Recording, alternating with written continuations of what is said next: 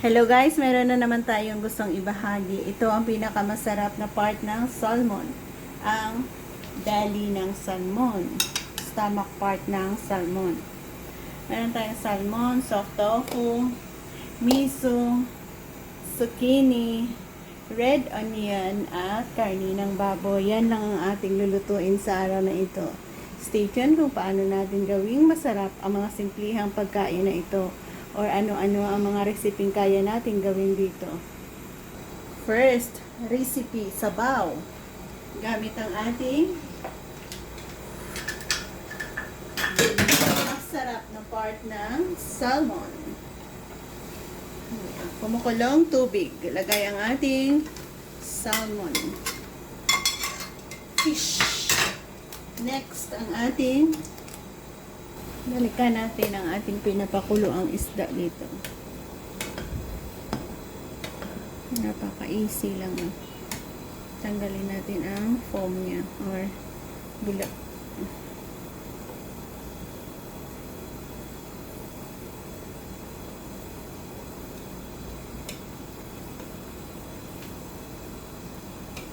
Pwede na natin i-add ang ating tofu. Soft tofu.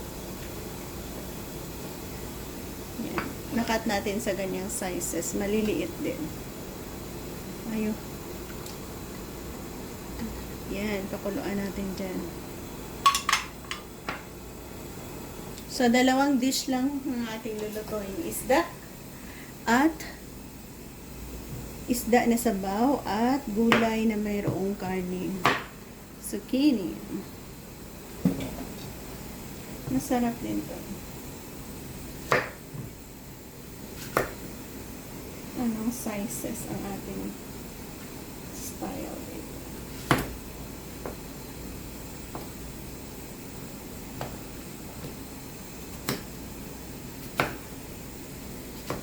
Ganyan na lang.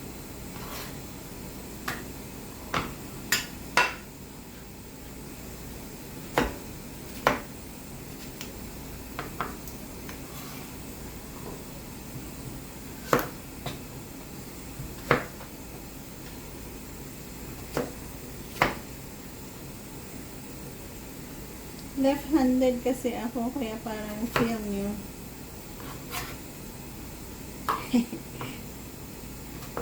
Hirap mag-cut. Okay lang. Easy lang yan sa akin.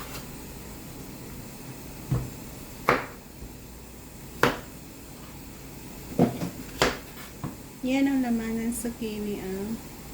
Isa siya sa mga line up ng squash.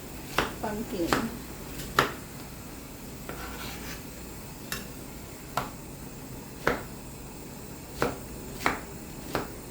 Masarap din ito i-bake.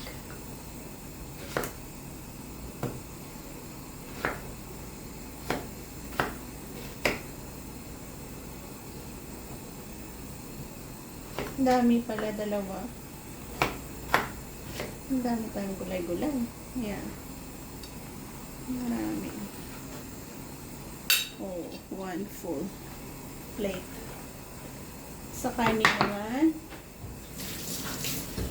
marinate natin yan sa cornstarch. Saan ba kayo? Malayo ng camera natin. Sobra. Cornstarch para pampalambot. Black pepper. Salt, MSG, plus oyster sauce. Yan ang ating pampalasa sa karne. Kunting oyster sauce. Oops, parang walang laman na Yan. Balancing. Haluin natin and marinate saglit. Just nice lang yan matapos ang pagluluto natin ng sabaw. Madali lang naman yung sabaw. Ang laki ng ating onion. Red onion. Big red onion. Ubos na rin natin to. Magiging toxic daw yung onion pag nakat mo na and the next day mo daw gagamitin.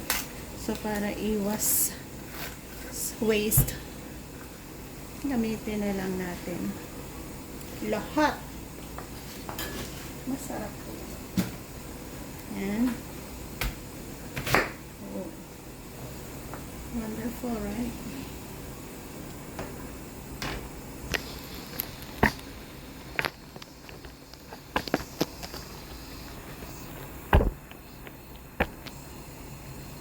Cube din ang style natin dito. Para lahat balancing sizes. Huwag mo lang yun.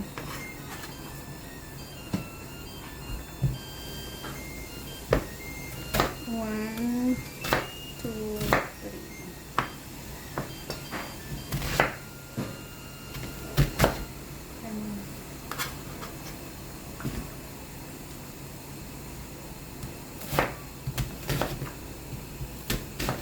Oh.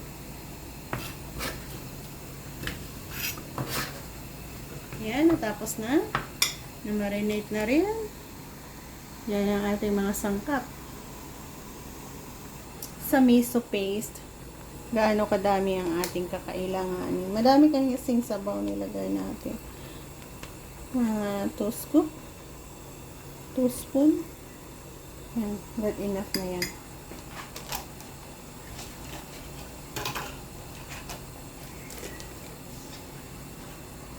From kumukulong sabaw, lagay natin dito. Dalyot muna natin siya.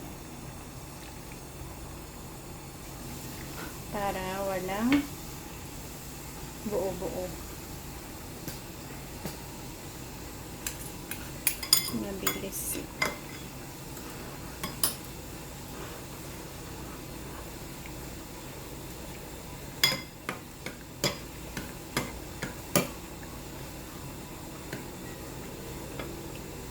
Paborito ding hihigupin ang miso. Ayan na nga, perfectly na natin nalusaw lahat o natunaw lahat. Pwede na natin yan lagay dyan sa ating miso off and ilagay ang miso. Off and lagay ang miso. Open muna ulit natin. Isang kulo and off na natin. Napaka-tasting sabaw na. Ayan.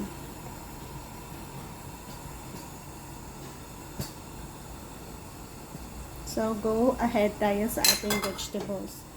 Cover muna natin yan. And magsa-start tayo para sa ating vegetables. Okay na yan. Gisa ang ating garlic.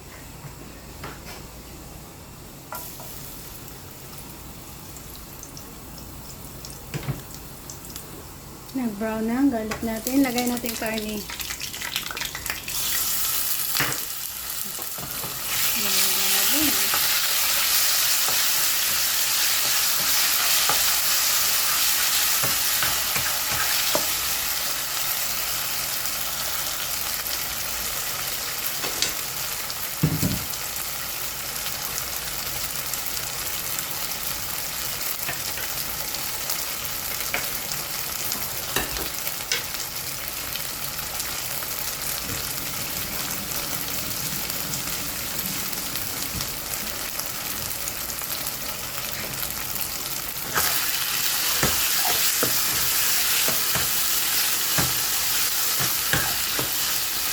Lagay natin ang onion.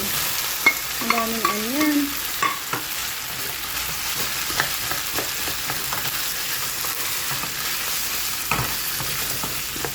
Balikan ko kayo pag transparent ng onion natin. Yung luto na yan. Malapit na, pero hindi pa.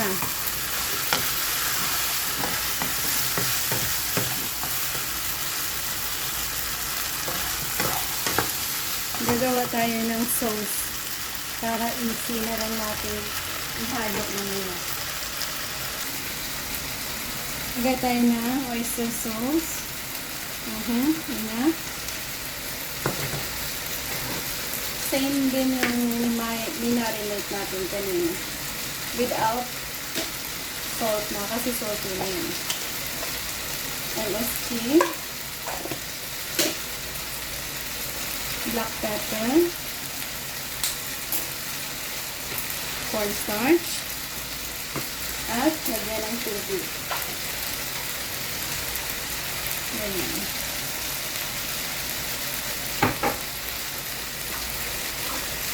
Haluin lang yan. Ito yung magiging gravy sauce natin. Konti lang. Dagdagan natin oyster sauce. Wala kasi tayo nilagay na salt.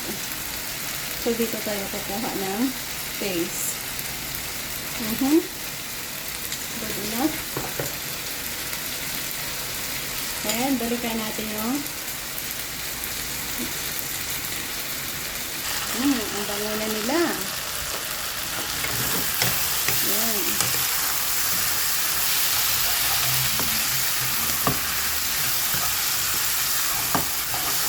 So, pwede na natin lagay dyan ang ating madaming zucchini. Ayan. Easy lang na.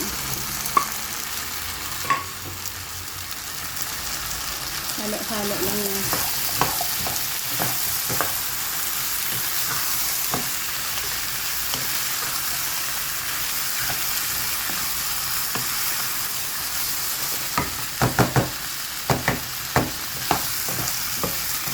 Isa sa paborito ng vegetable sa zucchini. So, ilagay natin ang sauce na ginawa natin. Plus, lupot natin dyan ng mga 3 minutes. Low, para lalabas ang katas. Hindi masunog.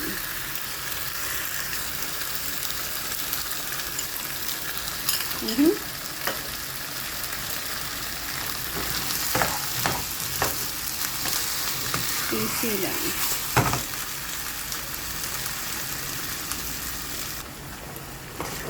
After a few minutes, yan na. Luto na ito, guys. So, crunchy pa rin ang ating zucchini. And thank you for watching. Yan, serve natin dyan para matakpan. And, yan ang ating masarap na vegetables na zucchini. Sarap na bango.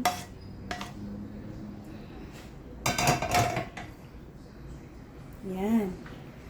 So, ang ating sabaw naman na miso, dito natin ilagay. Meron tayong dalawang sip ng yan ang ating masarap na miso with salmon. Thank you for watching and